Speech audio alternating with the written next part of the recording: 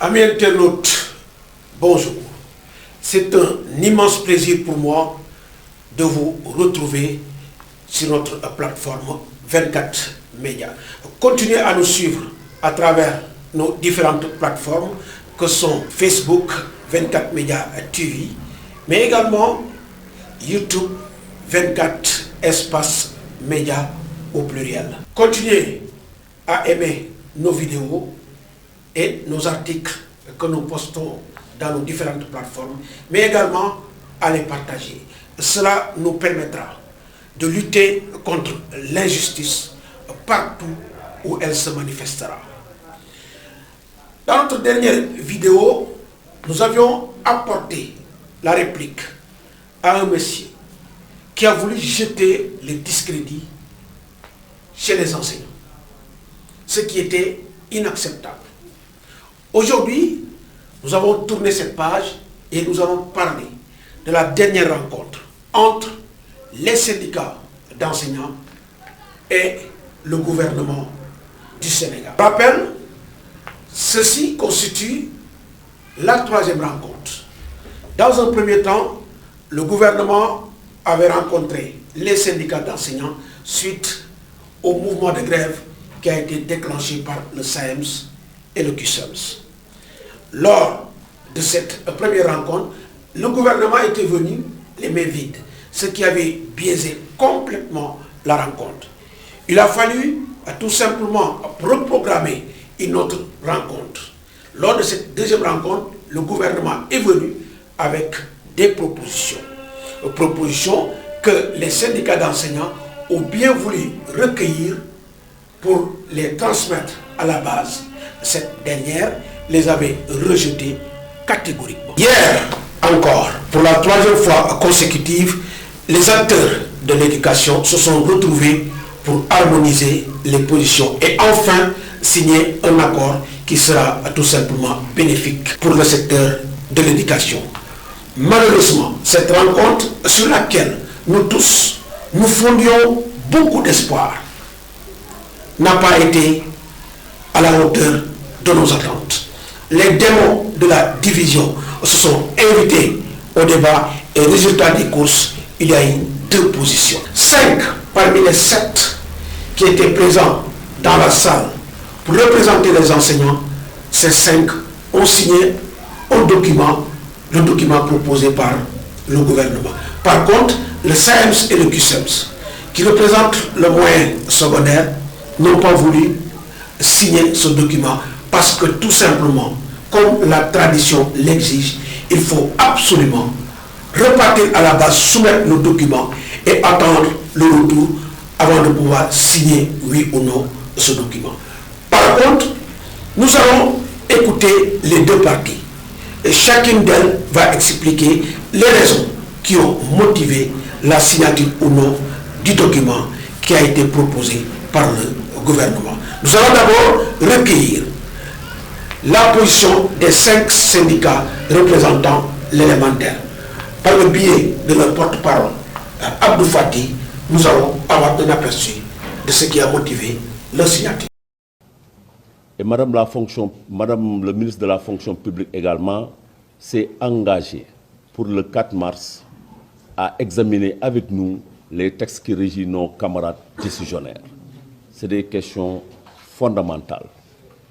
Et ayant constaté, au-delà de l'aspect pécunier, nos préoccupations comme les lenteurs administratives, on s'est donné rendez-vous pour que toutes les plateformes de dialogue, du ministère de la fonction publique au ministère des Finances, en passant par l'éducation, que ces fonctions ces plateformes soient opérationnelles et que les lenteurs administratives puissent être un mauvais souvenir. Fort de tout cela, et ayant constaté naturellement par rapport à la question nodale sur l'écart constaté entre les PCMG et les instituteurs, il y a un petit effort. Nous avons jugé nécessaire de naturellement signer ce protocole d'accord-là et de suspendre le mot d'ordre. Je l'ai dit tout à l'heure, nous, en toute responsabilité, on avait des impératifs, au-delà des aspects pécuniaires, d'autres impératifs et le gouvernement a acté avec nous les questions aussi importantes que les DMC, la question les rappels, la question des décisionnaires, la question des lenteurs administratives. En plus, effectivement, de la volonté de réduire les écarts, les inéquités entre professeurs, PCMG et instructeurs qui sont de la même hiérarchie. Un pas est fait. Nous avons jugé nécessaire, nous en tout cas en ce qui nous concerne, de capitaliser et d'avancer. Et en plus, devant des garants, on a mis sur pied pour la première fois un comité de suivi avec toute la société civile, les parents d'élèves et également toutes les personnalités qui s'occupent de l'éducation nationale. Pour nous, naturellement, pour nous, ici présents, on a paraphé les 5, on a paraphé ce protocole d'accord-là, donc il n'y a pas de raison que lundi qu'il n'y ait pas cours. Peut-être il faut demander à nos camarades là, mais ce qui est sûr, ce que nous avions en bandoulière, au-delà des aspects pécuniaires, je l'ai dit, pour le peuple des enseignants, surtout à l'élémentaire, des questions aussi importantes que les lenteurs, les rappels, les décisionnaires sont à égale dignité. C'est pourquoi, pour que tout le monde, effectivement, puisse s'y retrouver, on a décidé de suspendre le mot d'ordre.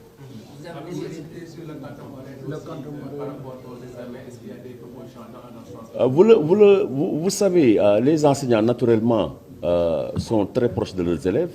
Même si le quantum horaire a été grignoté, nos camarades s'organiseront toujours, viendront les samedis, les lundis après-midi et les vendredis après-midi. Ça, c'est évident.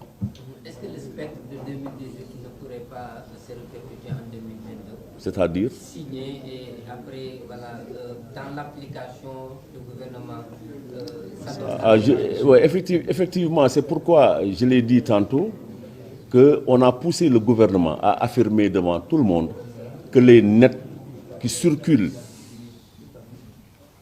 partout, les nets également qu'on a eu à livrer à nos camarades pour dire qu'à la fin du mois de mai, au mois de mai, voilà ce que vous allez percevoir. Le gouvernement l'a confirmé. Et le gouvernement l'a acté. Et on a mis un comité de suivi. On n'a jamais mis ce comité de suivi-là en place. Et aussi bien les camarades de EPT, COSIDEP, les parents d'élèves, ils ont pris l'engagement de surveiller ce comité de suivi. Et dès le mois de mai, si rien n'est fait, ils seront les premiers à dénoncer cela et à nous accompagner à recommencer la lutte. Place maintenant à Saoul Sen, porte-parole des deux syndicats, SEMS et KISEMS, d'expliquer pourquoi ils n'ont pas voulu signer le document proposé par le gouvernement du Sénégal. Était déjà transmis à nos bases. Nos organisations syndicales se retrouveront demain à partir de 16h pour non seulement échanger, tirer encore les leçons ou les conséquences de la rencontre de ce matin, et certainement nous allons vers des assemblées générales le lundi au niveau de nos établissements, avec nos camarades, au niveau de nos départements aussi, pour que le recueil de toutes les considérations que les camarades vont formuler sur le terrain, que nous puissions les centraliser et, bien entendu, avoir la décision finale à prendre. Cette décision, encore une fois de plus, elle ne dépend pas de nos directions, mais elle dépend, et comme de tradition, à nos bases. Et dès que cette décision nous sera notifiée, mais bien entendu, nous partagerons avec le gouvernement du Sénégal et les Sénégalais de façon générale. C'est-à-dire le protocole. La levée d'un mot d'ordre de grève se matérialise par la signature d'un protocole. Nous n'avons pas encore signé un protocole, parce que si nous devons signer le protocole, c'est à nos bases de nous dire de signer le protocole ou pas. L'autre élément aussi, c'est une remarque que nous avons faite dans la salle. La lutte que nous menons, elle était destinée à obliger, à exiger du gouvernement du Sénégal, mais le respect du protocole du 30 avril 2018. Donc, tous les travaux que nous avons faits dans cette dynamique-là mais c'est des travaux qui peuvent être sanctionnés par un procès verbal. Et sinon, parce que si nous venons encore aujourd'hui signer un protocole sur l'autre protocole, pour nous, ça n'aurait pas de sens. C'est la raison pour laquelle nous avons dit à la partie gouvernementale, laissez-nous nous référer à nos bases comme nous le faisons d'habitude et nous vous reviendrons. De toute façon, je dois le préciser, il n'y a pas de Sénégalais patriotes et des moitiés de Sénégalais. Nous sommes aussi patriotes que tout le monde, sauf que dans la démarche, nous considérons que nous ne pouvons pas nous arroger des droits que nous n'avons pas. Nous avons été responsabilisés par nos bases, mais que nos bases nous indiquent la conduite à tenir. Ce n'est que ça, et nous reviendrons. Je crois que dans l'ensemble de ce qui nous a été dit, je dois rappeler que cette rencontre que nous tenons aujourd'hui n'est pas notre première rencontre. La semaine passée, un samedi, nous nous sommes rencontrés avec le gouvernement. Nous lui avons notifié quand même quelques attentes, du moins secondaires.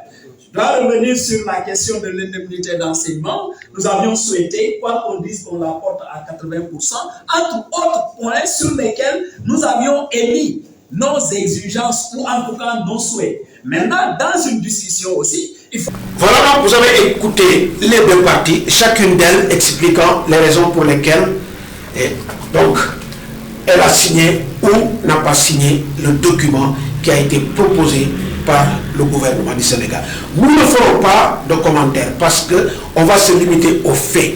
Les faits sont sacrés, mais les commentaires sont libres. Nous allons nous limiter aux faits. Nous n'allons pas commenter la position de chacune des deux parties. Nous vous laissons la plénitude de le faire. Par contre, ce qu'il faut savoir et qui est fondamental, c'est que l'éducation nationale doit être l'affaire de tous. Là où nous sommes, la situation est extrêmement compliquée et à la limite préoccupante. Le respect des accords signés le 30 avril 2018. Accords d'ailleurs que vous avez jugés réalistes et réalisables. Ces accords ne sont rien d'autre que l'accélération des procédures administratives, contrairement aux lenteurs qui sont en train de plomber la carrière des enseignants.